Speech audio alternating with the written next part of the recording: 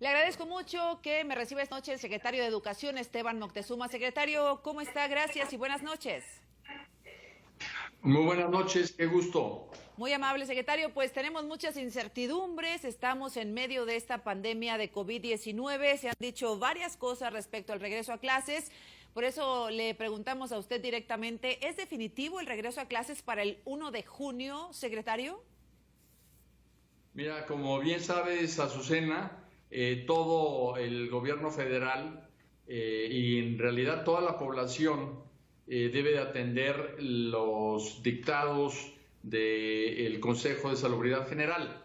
Entonces, en la última ocasión que platicamos con la Secretaría de Salud, la Secretaría de Salud recomendó que pudiéramos, en principio, pensar en que el 1 de junio podría ser una fecha conveniente para regresar a clases. No ha cambiado esa fecha, pero tendremos que ratificarla porque, como dijo el subsecretario López-Gatell, será así y solo sí al guardar toda la población las medidas de distanciamiento social, podremos aplanar la curva de contagio y entonces sí regresar el 1 de junio. Si no se cubren estas solicitudes que hace la Secretaría de Salud, entonces tendrá que revisar la fecha. ¿En qué Pero la momento se va a Secretaría de tomar? Educación Pública no determina el regreso, lo determina la Secretaría de Salud y junto con el señor Presidente de la República. Porque cuando lo mencionaron, bueno, hubo incluso algunos gobernadores que dijeron, a ver, yo no, aunque se dé una orden, digamos, de regreso a clases el 1 de junio, si en mi estado las condiciones no están bien, no vamos a acatar la resolución. Porque parece muy pronto, secretario, y pareciera que obtuvimos una fecha de regreso a clases sin necesidad de adelantar vísperas o de generar más incertidumbre, ¿no le parece? No, a mí me parece que es muy importante tener fechas referenciales, como dijo el propio doctor López-Gatell, y afirmó que era una fecha de referencia. Nosotros estamos preparados para regresar el 1 de junio, pero la salud es lo que más le importa al señor presidente, es lo que más le importa obviamente al sector salud y a nosotros. Entonces la salud es primero y en función de cómo avance la epidemia, se tendrá que tomar la decisión definitiva. Hay países, secretario, seguro, desde luego usted está al tanto, que han decidido ya cancelar este ciclo escolar, dejarlo por la paz para quitar un poco de estrés y de presión, porque se había cursado ya la mayoría del curso, dejarlo por la paz y esperar hasta el siguiente ciclo escolar. ¿No lo han ustedes pues considerado? Mira, lo que sucede es que compararnos con otros países a veces es un poco complicado porque depende cuándo empezó la epidemia en cada país, el grado de evolución que tiene. De acuerdo a cuando empezó, por ejemplo, el primer contagio en México es, por ejemplo, un mes más adelante de Estados Unidos, por ejemplo, y es más de un mes y una semana de Europa. Entonces, no debemos de tomar las comparaciones así. Y en el caso de México, cuando nosotros dejamos de asistir a clases, que fue el 23 de marzo, ya teníamos avanzado el 73% del curso escolar. Así es. Esto quiere decir que nos falta una cuarta parte y en las 8 semanas que tenemos programadas para tener el regreso presencial, vamos a cubrir esa parte. De manera que estamos ciertos de que vamos a salvar el ciclo escolar. ¿De manera presencial, secretario? De manera presencial. Bueno, pues lo veremos de aquí al 1 de junio. Por ejemplo, ¿qué garantías se les va a dar a los padres de familia de que los niños van a estar seguros en la escuela? Y perdón, regreso a algunas experiencias internacionales. Hay países que han dicho grupos no mayores de 20 personas, sanitizando los salones todos los días, incluso hay quien ha puesto mamparas para separar alumno de alumno. ¿Qué garantías para regresar a la escuela va a dar la Secretaría de Educación, Esteban?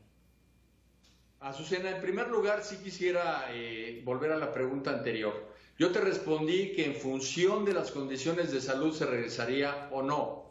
Entonces, si regresamos más tarde del 1, obviamente vamos a salir del ciclo escolar más tarde. Claro. Por eso te puedo decir que sí habrá un periodo presencial para concluir el ciclo escolar. Bien. Entonces no queremos ser rígidos, somos bastante flexibles y afortunadamente tenemos un magisterio que también está contribuyendo de una manera muy importante a que el ciclo se salve, en que si salimos más tarde, pues entonces el ciclo escolar concluirá más tarde.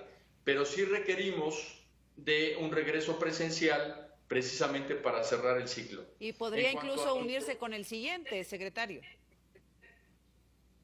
Tendríamos que recorrer el término de este ciclo. Había afortunadamente una semana de capacitación, que esa ya la podemos quitar porque estamos en este momento capacitando al magisterio. Teníamos una semana de consejos técnicos escolares que también vamos a reprogramar, y ya habíamos pensado en terminar en vez del 6 el 17. Sí. O sea que márgenes tenemos para, sin estresar al sector educativo, poder concluir el ciclo de manera presencial. Para nosotros es muy importante la relación maestro-maestra, alumno-alumna. Lo que estamos haciendo de Aprende en Casa no sustituye a la escuela. Así es. Lo que queremos hacer, y esto lo dije muy claramente desde el principio, es que el aprendizaje continúe. Y afortunadamente tenemos ya una encuesta muy bien elaborada que nos dice que alrededor del 75% del magisterio sigue en contacto con sus alumnos y siguen aprendiendo en casa. Es decir, secretario, esto es para que los niños mantengan una disciplina, se mantengan en contacto con los maestros, pero la conclusión del ciclo realmente se va a dar cuando regresen a las aulas. Así es, ese es el tema, y debemos decirle a todas las niñas y a los niños, sobre todo hoy, que es su día, que no se preocupen, que estén tranquilos, que el regreso a clases va a ser un regreso en donde lo que va a haber fundamentalmente es calidez. Se les va a recibir para continuar con su aprendizaje, y cada niño va a recibir la atención que merece de parte de sus maestros y maestras para que se le atienda en el rezago que pueda haber tenido por el receso que estamos viviendo. Secretario, regreso a la pregunta que le hacía respecto, si hay un factor de salud, por supuesto, primero la vida y la salud, luego vamos por las clases, pero también al momento de regresar a clases hay un factor emocional, un factor psicológico. Hay padres de familia que dicen, yo no puedo mandar a mi hijo a la escuela en un salón donde hay 60 alumnos y además en algunos no hay aire acondicionado, no hay ventilación. Hay padres que dicen, yo no voy a mandar a mi hijo a la escuela. ¿Qué garantías físicas de seguridad, de sanitización, etcétera, se les va a dar a los padres de familia en todas las escuelas del país, secretario? Azucena, no hay 60 alumnos en los salones. En general, podemos decir que los salones que están muy poblados tienen alrededor de 35, 40. El promedio es 20, pero la pregunta creo que es muy importante. Al regresar a la escuela, una de las cosas que vamos a impulsar es lo que llamamos la higiene escolar. Antes de regresar va a haber una limpieza de la escuela de manera profunda. 2, va a haber filtros sanitarios a la entrada, como los hubo antes de salir. 3, van a operarse los comités de higiene que ya se establecieron en la semana previa a Semana Santa.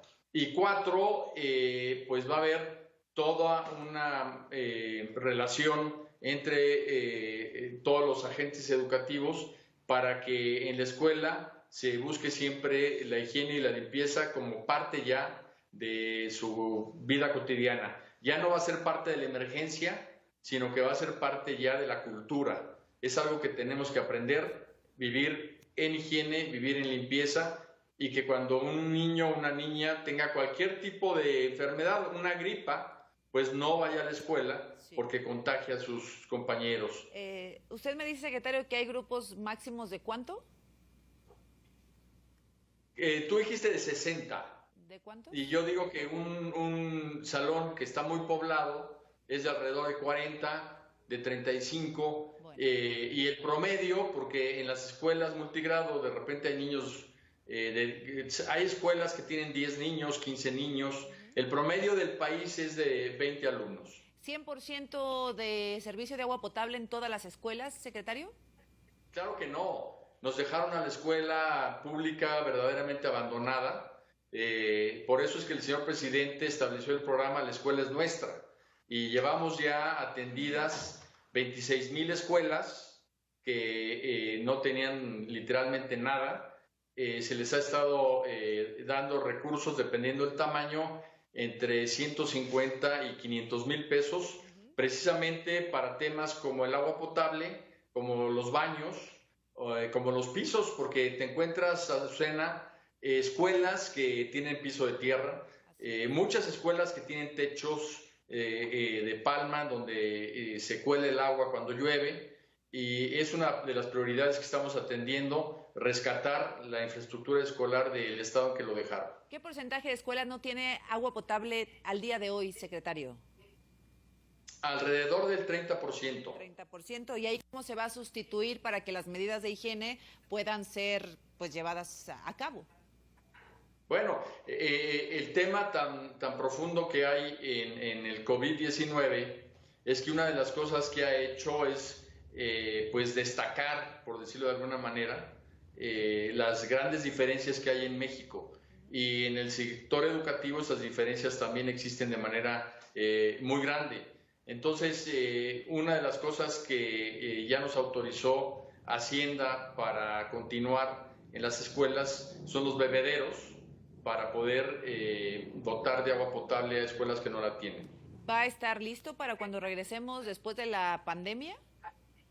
Tú sabes que no, Azucena, no puede estar listo en 4 semanas bebederos para 45,000 escuelas. Son esfuerzos muy grandes. ¿Cómo se soluciona que los niños regresen a la escuela con pipas? No ha podido el país lograr revertirlo en toda la historia del país. Entonces, démonos tenemos prisa, lo vamos a hacer. Ya llevamos 26,000 escuelas, la meta son 103,000 y esperemos que en alrededor de 2 años ya tengan toda la infraestructura que merecen. Lo platicamos alguna vez, que es un programa verdaderamente destacable, esto que están haciendo de las escuelas. Secretario, mi pregunta va más bien enfocada a este 30% de escuelas sin agua potable. ¿Cómo regresas a las clases con la seguridad después de una pandemia? ¿Van a mandar pipas? ¿Van a mandar tanques? ¿Cómo lo van a solucionar en el plazo inmediato? Como tú sabes, se establecieron comités de administración escolar participativa. Entonces, en cada escuela estos comités buscarán la forma, cada escuela tiene su propio método de tener agua potable a través de tambos, a través de la creación de un depósito de agua, a través pues hasta de cubetas. Hay lugares donde en la escuela que hay 10 niños, 15 niños, va a tener que ser de esa manera.